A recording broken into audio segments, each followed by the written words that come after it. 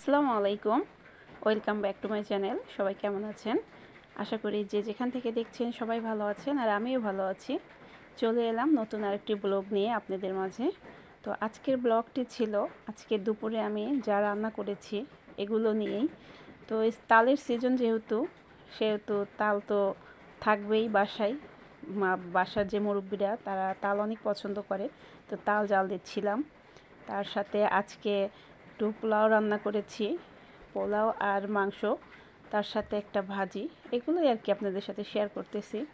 তো আজকের ওয়েদারটা খুব মানে বৃষ্টি হচ্ছে বাইরে, সকাল থেকেই ওয়েদারটা ভালো না। তো এই জন্য ভাবলাম আজকে খিচুড়ি খাই। তো আরও বাসার যে মেম্বাররা আছে তারা আবার খিচুড়ি পছন্দ করে না, সেজন্য ভাবলাম তাহলে আজকে শর্টকাট করেই পোলাও আর মাংস রান্না করতে বেশি সময়ও লাগবে না, আবার সবার পছন্দ হবে। এজন্য আর কি পোলাও রান্না করলাম, তার সাথে গরুর মাংস। আর এই পাশে তাল জাল দিচ্ছি। তাল যত জাল দেওয়া যায় তাতেই কিন্তু মজা লাগে। তো এই পাশে প্রেশার কুকারে আমি গরুর মাংস রান্না করেছি। তো একটু ঝোল বেশি থেকে গেছে, এইটা একটু পানিটা টানায় নিতে হবে। অনেক সুন্দর হয়েছে কালারটা, খেতেও কিন্তু দারুণ হয়েছে। তো অনেকেই হয়তো বলতে পারেন আমরা কিভাবে বুঝবো দারুণ হয়েছে, এটা একটা কথা, কিভাবে বলা যায়। তো দেখেন বাহিরে বৃষ্টি হচ্ছে, বাইরের দৃশ্যটাও একটু আমি দেখাই দিই যে আসলেও সকাল থেকে অনেক বৃষ্টি হচ্ছে এইখানে। তো এখন একটু কমছে। তো বাহিরে দেখেন পুরা মানে ভিজা অবস্থা, মানে ওই মাটি টাটি সব ভিজে গেছে উঠান বাড়ির পিছনে।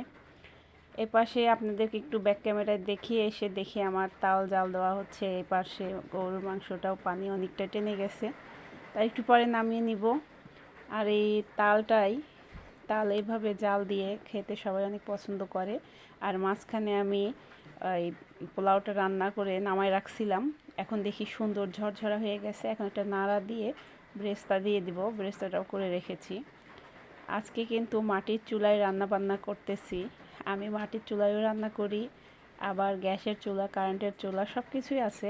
তো আজকে কেন ইচ্ছা করলো যে মাটির চুলায় রান্না করি। তাছাড়াও মাটির চুলার খাবারের কিন্তু টেস্টটাই অন্যরকম হয়। এই পাশে আমার রান্না টান্না প্রায় কমপ্লিট। এখন আমি আপনাদের সাথে একটু শেয়ার করে দিই। যেহেতু পোলাও মাংস রান্না করেছি, এটা হচ্ছে কাঁকরোল ভাজি। ভাজি একটা আমার বাসায় থাকবেই, ভাজি ছাড়া হয় না। এই আমি একটু সাজিয়ে নিই, আমার মেয়েকে খেতে দিব। তো ভাবলাম আপনাদেরকে একটু সাজিয়ে সুন্দরভাবে পরিবেশন করিয়ে তারপরে দেখাই। তো ভিডিওটি কেমন লেগেছে অবশ্যই কমেন্ট করে জানাবেন।